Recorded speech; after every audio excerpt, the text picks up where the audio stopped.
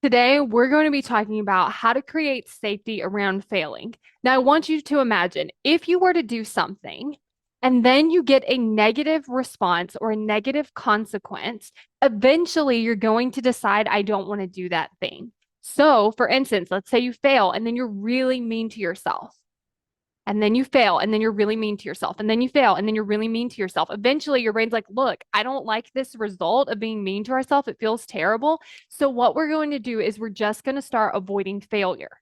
And then when that happens, we start avoiding the failure, which means we start avoiding taking the action that could potentially lead to the failure. And we keep ourselves from creating that success because we want to be taking those actions. Some of them are going to work and some of them are not going to work, but we have to be willing for them to not work in order to take those actions. And so, what I want to talk to you about is like changing the part where you're being mean to yourself. Because if we change that part, then we can fail and then we're okay. And then we can fail and then we're okay.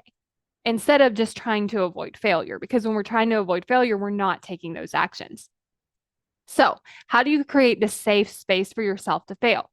First thing you want to do is be nice to yourself. Your brain is immediately going to want to start judging you. And it's you talking to yourself like you would talk to someone else.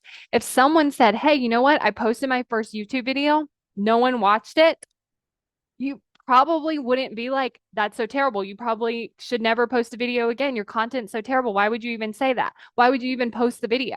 Like, you wouldn't say those things. What you would probably say is you did that. Like you posted the video. That's amazing. It's just going to take more times of posting it. You never know what could take off. Like you would be supportive and you would be helpful.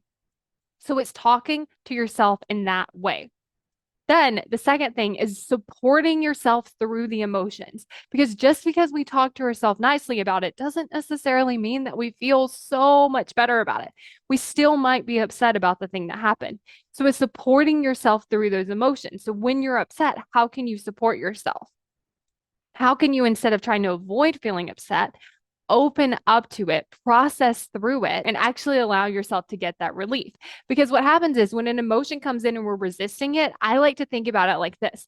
The emotion comes in and then we're pushing it and we're pushing it and we're pushing it.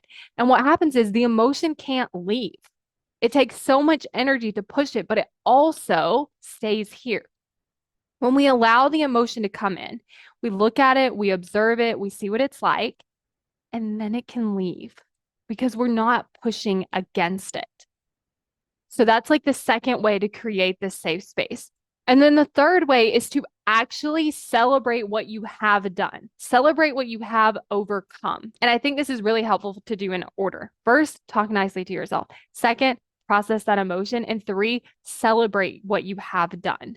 Because even if tons of people didn't watch that video, you still figured out how to film a video, figured out an idea to post about it, probably edited it, uploaded it. You did all of these different things that you had to overcome doubt and fear or anything else that came up.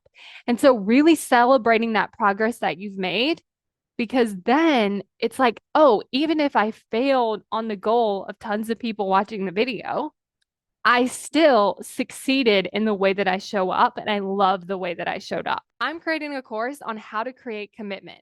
And if you want to get on the wait list so that you're the first to know when this course launches, then go to createcommitment.com and sign up for the wait list.